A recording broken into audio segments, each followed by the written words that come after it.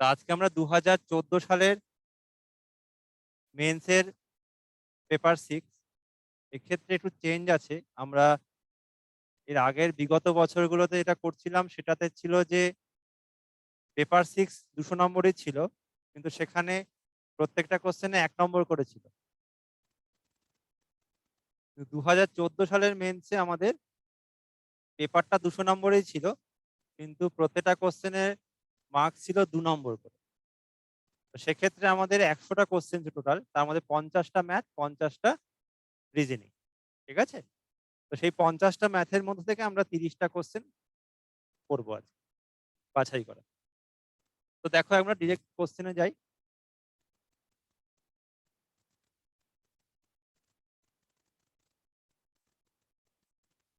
আমরা কোশ্চেন করতে করতে নিয়মগুলো বলবো।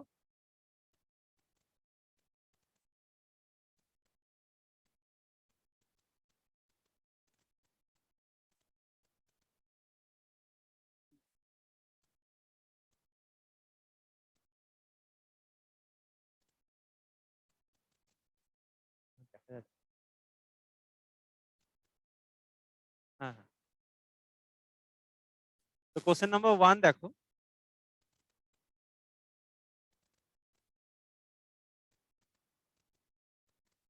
The HCF and LCM of 3 numbers are 6 and 420. If 2 numbers be 12 and 30, then find the third number. তো এখানে দেখো 3টে সংখ্যা আছে। 3 numbers are there. তাদের দেখো HCF দেওয়া আছে 6, LCM দেওয়া আছে 420। দুটো সংখ্যা দেওয়া আছে 12 আর 30। আমাকে থার্ড নাম্বারটা বার করতে হবে।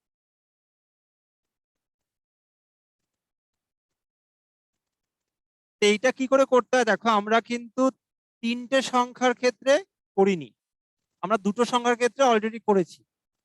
আমরা জানি যে দুটো সংখ্যার HCF into LCM is product of 2 number.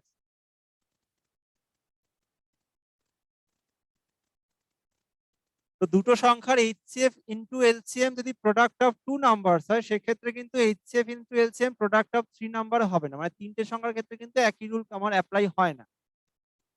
এখানে আমাদের কি করে করতে হয় দেখো, দুটো সংখ্যা দেওয়া আছে 12 আর 30।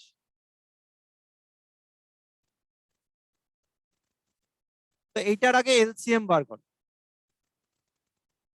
প্রথমে দেখো 2 দিয়ে যাবে, 6 দুগুণে 12, 15 দুগুণে 30। দেন দেখো 3 দিয়ে যাবে, 3 দুগুণে 6, 3 5 15।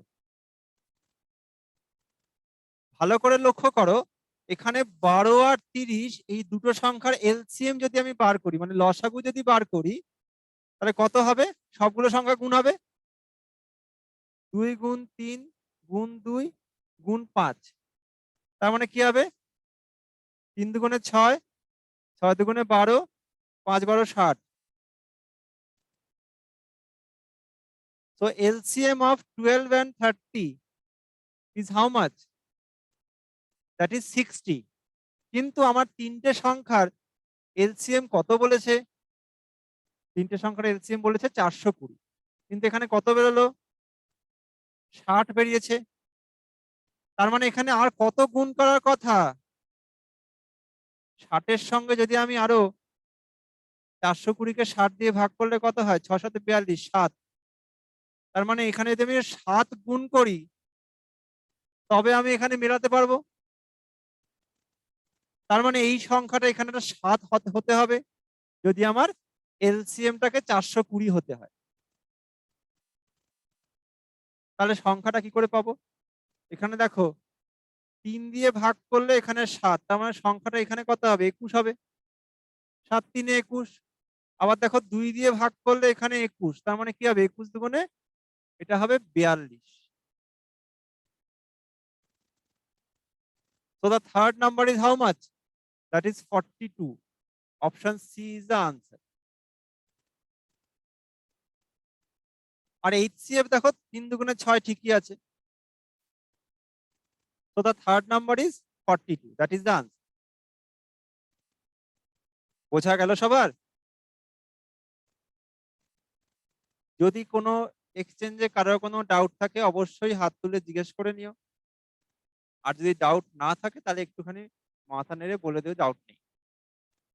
কোনো এক্সচেঞ্জে কারোর কোনো ডাউট থাকলে বলতে পারে এই কোশ্চেনটা। নেক্সট কোশ্চেন দেখো।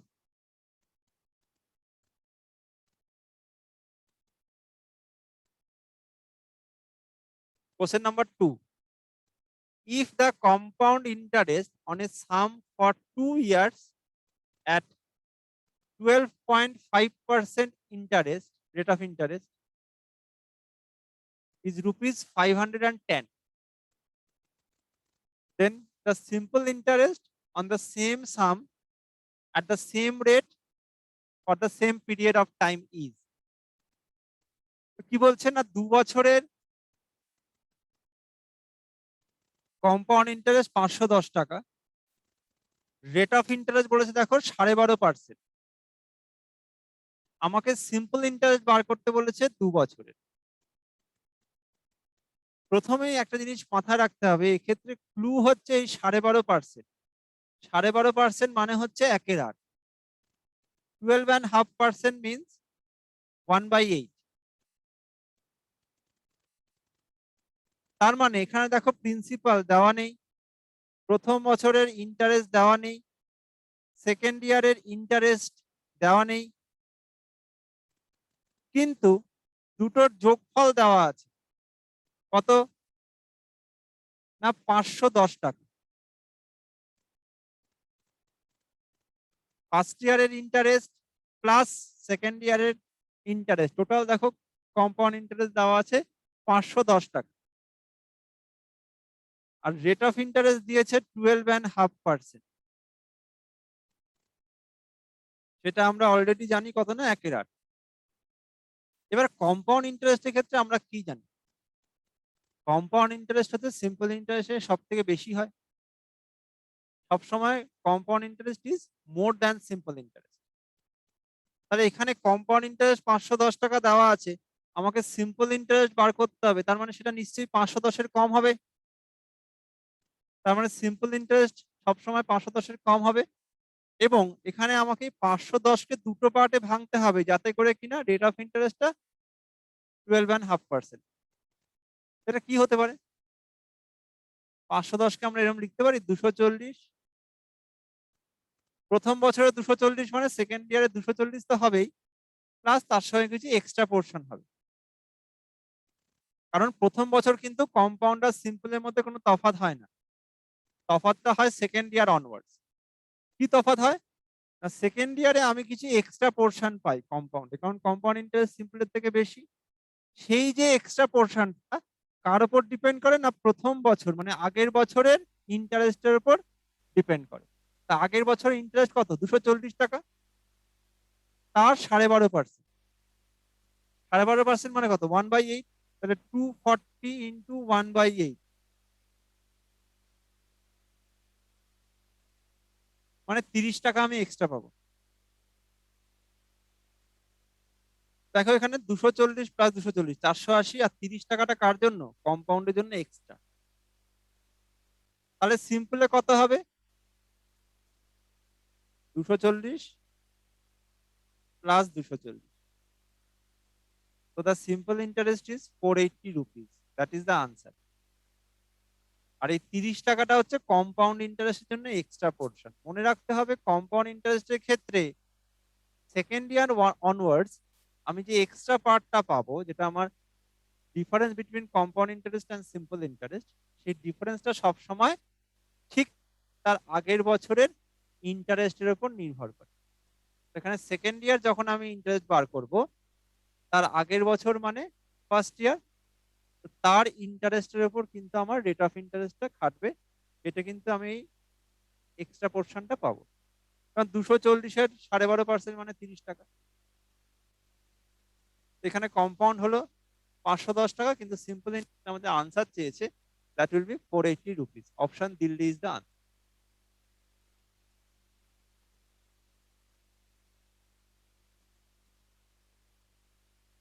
যারা কম্পাউন্ড ইন্টারেস্টের ক্লাস করোনি তারা অবশ্যই কম্পাউন্ড ইন্টারেস্টের যে ক্লাসটা পুরো দেখবে ইউটিউব চ্যানেলটাতে দেওয়া আছে, একটু দেখে নিও, তাহলে কনসেপ্টটা আরো ক্লিয়ার হয়ে যাবে।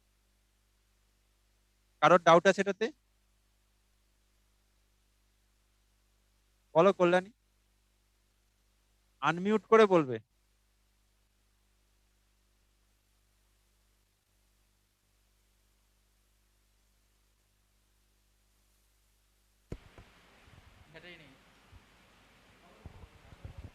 স্যার 240 কি করে বেরোলো? আমাকে 510কে দুটো পার্টে ভাঙতে হবে, যাতে করে ওই যে এক্সট্রা পোর্শনটা আমার আগের বছরের 12.5% হবে। কল্যাণী থেকে স্যার আরেকবার বলে দেবেন। হ্যাঁ হ্যাঁ, তো এখানে তুমি দেখো একটা জিনিস, আমাকে 510কে দুটো পার্টে ভাঙতে হবে, তা আমি তো এটা এরকমও করতে পারতাম, 250, 250, তার মানে 10 টাকা পড়ে আছে, কারণ 250, 250, 500 প্লাস 10 মানে 510। এখানে নিশ্চয়ই অ্যাকর্ডিং টু রুল কি হবে, এই 10 টাকাটা কার উপর ডিপেন্ড করবে? 250 টাকার উপর ডিপেন্ড করবে। তো 10 টাকাটা 250 টাকার কি আমার 12.5%? কারণ দেখো আমাকে দেওয়াই আছে রেট অফ ইন্টারেস্ট 12.5। 10 টাকা কিন্তু আমার 250 টাকার 12.5% নয়, কম, কিন্তু আমাকে 12.5%ই বার করতে হবে। এক্ষেত্রে যেটা ব্যাপার সেটা হচ্ছে 12.5-এর আমাকে ফ্র্যাকশনটা বার করে নিতে হবে, মানে জানতে হবে আর কি। আমি এগুলো ফ্র্যাকশন গুলো লিখে দিয়েছিলাম একটা ক্লাসে। 12.5% মানে 1/8, 25% মানে 1/4।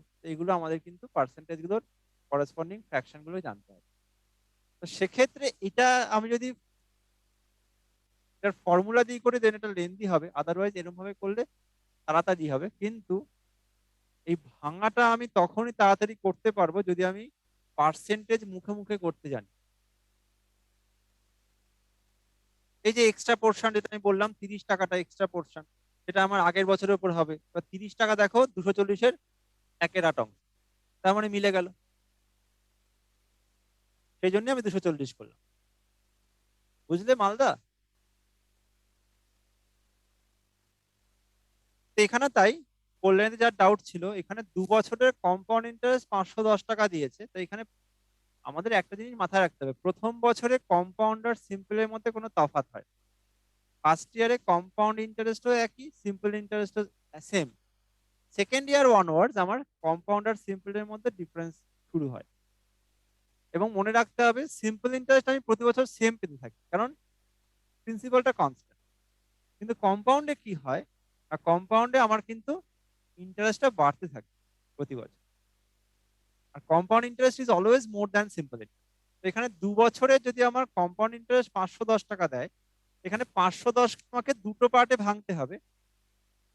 তাহলে ফার্স্ট ইয়ার যদি আমি 240 নিই, সেকেন্ড ইয়ার 240 হবে, প্লাস তার সঙ্গে কিছু এক্সট্রা পোর্শন হবে। প্রথম বছরে কোনো এক্সট্রা পোর্শন কিন্তু হবে না, কারণ প্রথম বছরে কম্পাউন্ড আর সিম্পলের মধ্যে কোনো তফাৎ। সেকেন্ড ইয়ার অনওয়ার্ডস কিন্তু আমার ডিফারেন্সটা হবে। সেকেন্ড ইয়ার অনওয়ার্ডস ডিফারেন্সটা কার উপর নির্ভর করবে? সেকেন্ড ইয়ার মানে তার আগের বছর, মানে ফার্স্ট ইয়ারের ইন্টারেস্টের উপর ডিপেন্ড করবে। তো 240-এর 12.5% মানে 1/8, তার মানে 30 টাকা। তো দেখো টোটাল মিলে গেল, 240 প্লাস হচ্ছে 480 প্লাস 30 মানে 510, কারণ টোটাল আমার 510 দিয়েছে। তাহলে এই 30 টাকাটা আমার কম্পাউন্ডের জন্য এক্সট্রা, তাহলে সিম্পলে কি হবে? 240 প্লাস 240 মানে 480। তো 480 ইজ দ্য সিম্পল ইন্টারেস্ট। বোঝা গেল কল্যাণী? নেক্সট কোশ্চেন দেখো। আমরা যেহেতু প্রিভিয়াস ইয়ার কোশ্চেন সলভ করছি, এখানে কিন্তু ডিফারেন্ট টাইপস অফ কোশ্চেন থাকবে। এবং সেক্ষেত্রে যেটা হয় সেটা হচ্ছে, যদি ইন্ডিভিজুয়াল চ্যাপ্টারটা আমাদের না জানা থাকে থরলি, তাহলে কিন্তু বুঝতে একটু সমস্যা হয়। তো আমাকে জিজ্ঞেস করে নিও, এবং অবশ্যই বাড়িতে গিয়ে ওই চ্যাপ্টারটা দেখে নিতে হবে। চ্যাপ্টারের যে করেসপন্ডিং যে ভিডিওটা আছে আপলোড করা, সেটা একটুখানি দেখে নিন।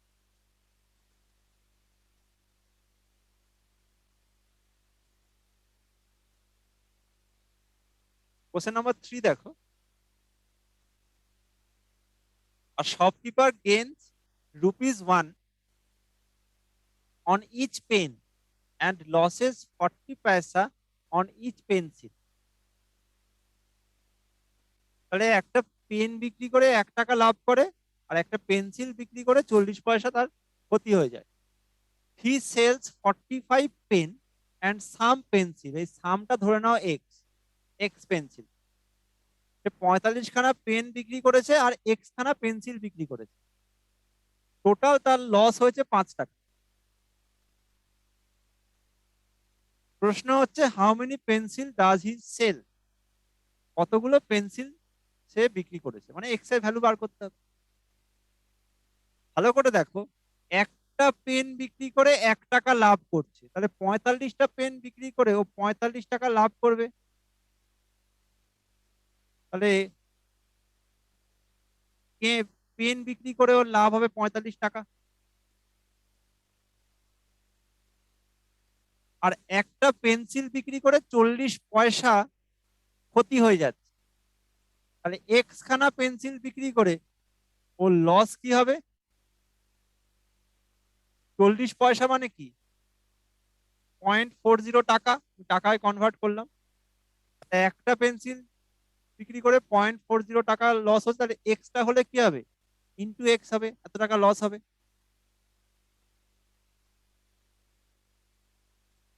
তাহলে ওর মোট 45 টাকা লাভ হয়েছে আর লস হয়েছে 0.40x। এর ডিফারেন্সটা কত? 5 টাকা লস হয়েছে।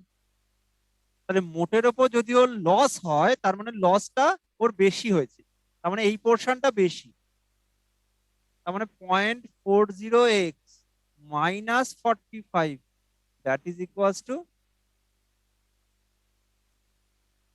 5 রুপিস। যেহেতু আমার 5 টাকা লস হয়েছে বলে লসটা বেশি, ওই জন্য লসটা প্রথমে লিখলাম। 0.40x মানে কি, এটা অ্যাকচুয়ালি তোমার 4/10, 4x/10, আর মাইনাস 45টা ওদিকে গেলে প্লাস 45, 45 প্লাস 5 মানে 50। তাহলে এক্স কত হবে? 10টা গুণে যাবে আর 4টা ভাগে যাবে, 2 দুগুণে 4, 5 দুগুণে 10, তো 5 25 কত না 125। তাহলে এক্স কত না 125। That means 125 pencils are there. How many pencil does he sell? The answer is 125. 125টা pencil সে বিক্রি করেছে, এই আনসার।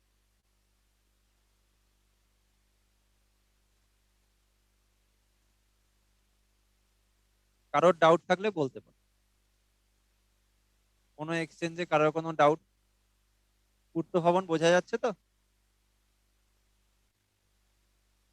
নেক্সট কোশ্চেন দেখো।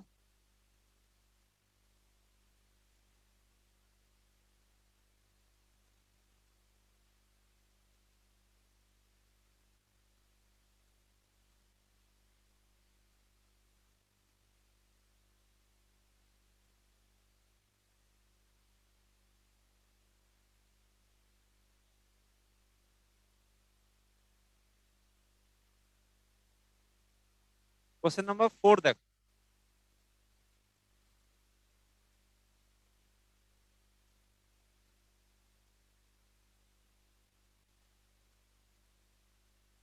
The ratio of bus and train fares from Kolkata to Bardhaman is 3:4. If the train fare increases by 20% and bus fare by 10%, then what will be the new ratio of bus and train fares? কি বলেছে?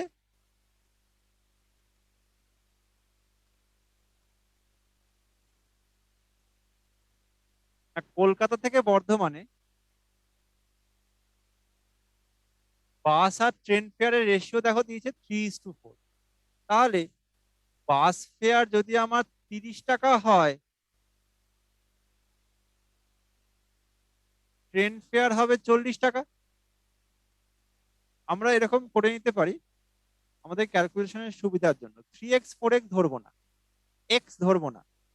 যদি আমার বাস আর train ফেয়ারের রেশিওটা 3:4 থাকে, আমি সেটাকে 30 আর 40 ধরে নিলাম। এবার দেখো বলছে ট্রেন ফেয়ারটা 20% বাড়ছে, ট্রেন ফেয়ার ছিল কত? ছিল 40। 40-এর 20% মানে 8। বের করতে গেলে এরকম 40 ইন্টু 20% বাড়ছে মানে ওপরে 120, নিচে 100। সলভ করলে হবে 48। তাহলে ট্রেন ফেয়ারটা বেড়ে হয়ে গেল 48। আর দেখো বাস ফেয়ারটা ইনক্রিজ হয়েছে 10%।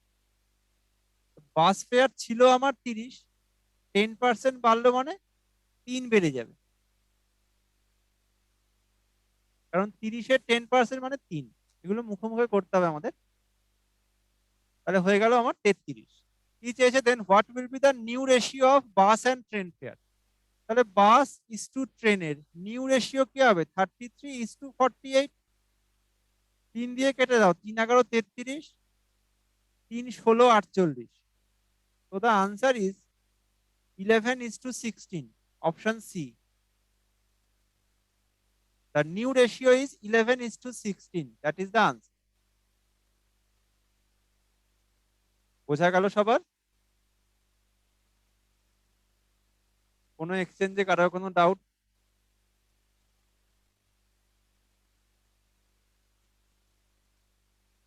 নেক্সট দেখো।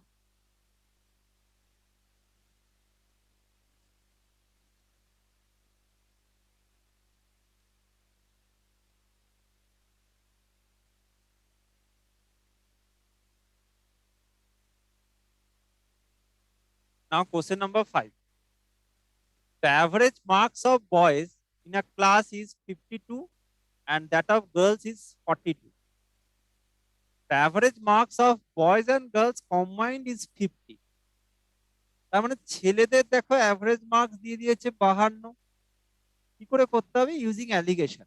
মিক্সচার অ্যালিগেশনের যে প্রবলেম গুলো আছে, এখানে অ্যালিগেশন মেথড ইউজ করে আমরা মিক্সচারের প্রবলেম যেমন করতে পারি, ওই টাইপেরই জিনিস যখন আমার ইন্ডিভিজুয়াল দুখানা পার্ট দেওয়া থাকবে এবং তাদের কম্বাইন্ড দেওয়া থাকবে, তখনও কিন্তু আমরা অ্যালিগেশন ইউজ করতে পারি। তো এখানে দেখো বয়েজ এর অ্যাভারেজ মার্কস হচ্ছে 52। তাহলে বাঁদিকে বয়েজ 52 লেখো। আর গার্লস এর তোমার অ্যাভারেজ বলেছে 42, তাহলে ডান দিকে লেখো 42। The average marks of boys and girls combined is 50.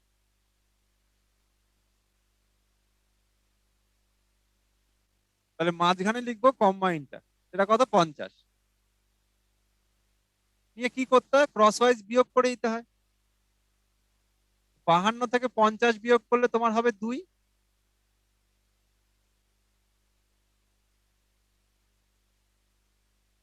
আর 50 থেকে 42 বিয়োগ করলে হবে 8। তার মানে boys is to girls the ratio is how much? 8:2। কাটাকুটি করলে কত হবে? না 4:1। কি চেয়েছে দেখো, what is the percentage of boys in the class? Boys কতজন আছে? 4 জন। আর ক্লাসে মোট কত আছে? বয়েজ 4 আর গার্লস 1, মানে 4 একে 5। তাহলে 5 জনের মধ্যে ছেলে আছে 4 জন। বয়েজ ইস টু গার্লস যদি আমার রেশিও 4:1 হয়, তাহলে ছেলে 4 জন মানে মেয়ে হচ্ছে 1 জন। তাহলে মোট আমার 5 জনের মধ্যে ছেলে 4 জন। পার্সেন্টেজ মানে ইন্টু 100। 5 20 100, 4 20 গুণ করলে কত হবে? না 80, 80%। So the answer is 80%. Option C. Option C is the answer.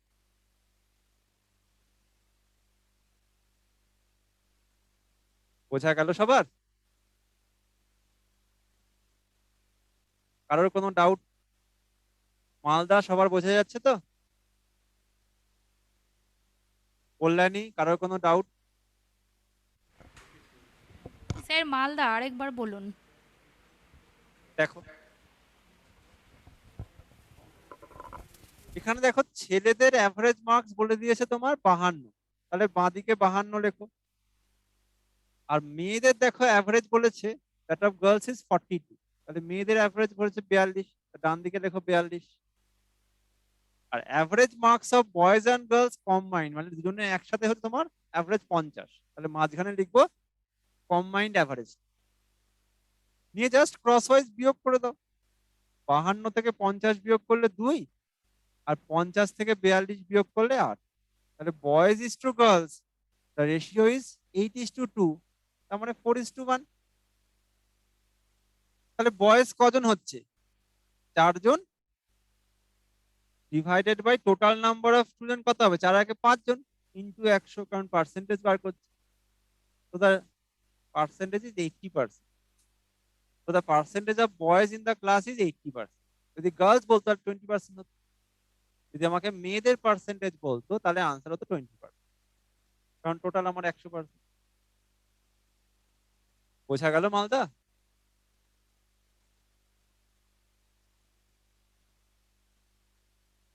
আর কোনো এক্সচেঞ্জে কারো কোনো ডাউট?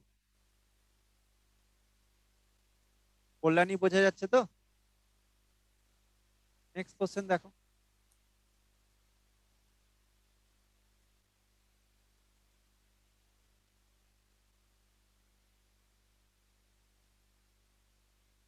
Question number 6 দেখো, the average of first 51 natural number is 26. প্রথম 51টা স্বাভাবিক সংখ্যার অ্যাভারেজ হচ্ছে 26। আমরা কি জানি? অ্যাভারেজ সব সময় মাঝের সংখ্যাটা হয় যখন সেখানে বিজোড় সংখ্যক সংখ্যা থাকে। তাহলে 51খানা ন্যাচারাল নাম্বার মানে কি? 51টা সংখ্যা আছে, 51, তো 51 একটা অড নাম্বার। তাহলে 51খানা সংখ্যার অ্যাভারেজ নিশ্চয়ই মাঝের সংখ্যাটাই হবে। তার মানে আমরা অ্যাভারেজের ক্ষেত্রে এই ফর্মুলাটা জানি, a plus l/2। This is the formula for average, a plus l/2। তো প্রথম 51খানা সংখ্যার অ্যাভারেজ আমার কত দিচ্ছে? 26। দেখো মিলিয়ে দেখো, ঠিকই আছে এই ফর্মুলাটা। তার মানে 1 থেকে 51 প্রথম সংখ্যা, a মানে প্রথম সংখ্যাটা, আর l মানে শেষ সংখ্যাটা। তাহলে 1 থেকে 51 আমার অ্যাভারেজ কি হবে? 51 + 1/2, তার মানে 52/2। তো the answer is 26. This is the average. এটা আমার দেওয়া আছে। কি চেয়েছে দেখো, what is the average of first 50 natural number. তাহলে প্রথম 50টা ন্যাচারাল নাম্বারের অ্যাভারেজ কি হবে? প্রথম 50টা মানে কি? 1 থেকে 50। তাহলে 1 থেকে 50 এর অ্যাভারেজ কি হবে? 1। This is the first number, that is the A, and the last number is 50/2, কারণ ফর্মুলা কি? a plus l/2। তো 50 + 1, 51/2। The answer is 25.5. Option Delhi is the answer. তো অ্যাভারেজ ক্ষেত্রে মনে রাখবে ফর্মুলা হচ্ছে a plus l/2. a is the first number, l is the last number by 2। তাহলে 1 থেকে 50 পর্যন্ত যদি আমাকে সংখ্যার অ্যাভারেজ বার করতে বলে, তাহলে প্রথম সংখ্যাটা হবে 1 আর শেষ সংখ্যাটা হবে 50/2। তো the answer is 25.5. বোঝা গেল সবার?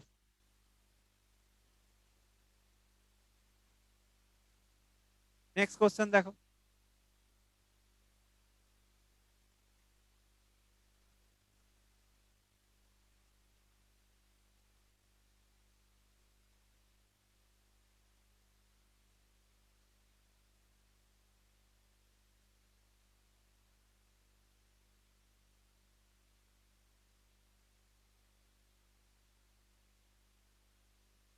Question number 7.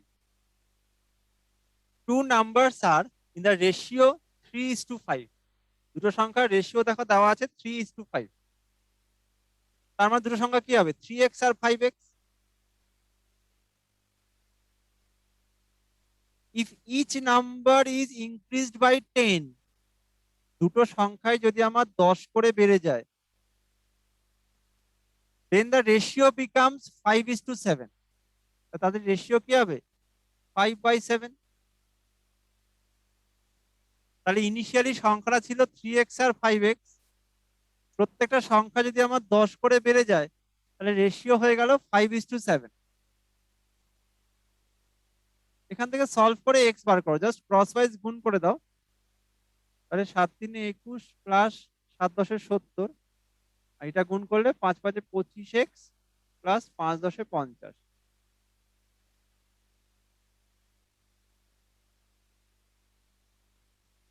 7 3 21x হবে। তাহলে 25x মাইনাস 21x মানে 4x, এটা কি হবে না 70 মাইনাস 50 তার মানে 20। তাহলে 4x যদি 20 হয়, x কত হচ্ছে না 5। x যদি আমার 5 বেরোয়, আমার সংখ্যাগুলো দেখো কি ছিল, 3x ছিল আর 5x ছিল। 3x, x তো 5, তাহলে সংখ্যাটা আমার হলো 5 3 15। আর 5x, x 5, তাহলে সংখ্যাটা হলো 25, দ্বিতীয় সংখ্যাটা। তাহলে প্রথম সংখ্যাটা 15 আর দ্বিতীয় সংখ্যাটা 25। আমার দেখো কি চেয়েছে, the some of the numbers, এই দুটো সংখ্যার যোগফল। তাহলে 25 plus 15, the answer is 40। That is option Delhi is the answer. আমাকে সংখ্যাগুলো যোগফল চেয়েছে, সংখ্যাগুলো বার করব, নিয়ে জাস্ট অ্যাড করে দেব। তো the answer is 40, option D. বোঝা গেল?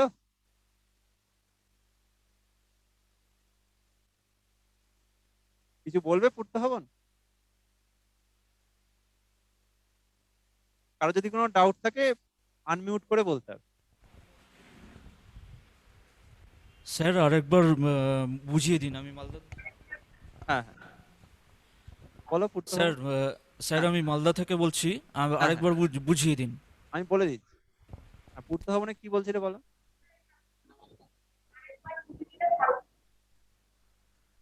আরেকবার বলবো, দেখে নাও। এখানে দেখো বলছে two numbers are in the ratio of 3:5। তাহলে একটা সংখ্যা যদি 3x হয় আর একটা সংখ্যা হবে 5x। বলছে if each number is increased by 10, প্রত্যেকটা সংখ্যা যদি আমার 10 করে বেড়ে যায়, তার মানে 3x প্লাস 10 আর দিকে 5x প্লাস 10। তাহলে রেশিওটা কি বলছে না 5:7, মানে 5/7। এবার এখান থেকে জাস্ট ক্রস ওয়াইজ গুণ করে নাও। তাহলে 7 3 21x প্লাস 7 10 70, এদিকে 5 5 25x প্লাস 5 10 50। তো 4x equals to 20, x equals to 5। তো এই ইকুয়েশন থেকে আমি সলভ করে দেখো x এর ভ্যালু 5 পেলাম। তাহলে সংখ্যাটা কি হবে, দুটো সংখ্যা ছিল 3x আর 5x, x তো 5, তাহলে x এর ভ্যালু 5 বসাও। তাহলে 3 5 15, এখানে তোমার 5 5 25। দুটো সংখ্যার যোগফল কি হবে, তাহলে আমার দেখো সাম অফ দা টু নাম্বার চেয়েছে। তাহলে 15 আর 25 যোগ করে দাও। তো দা আনসার ইজ 40, অপশন দিল্লি। বোঝা গেল? মালদা বোঝা গেছে তো? নেক্সট কোশ্চেন দেখো।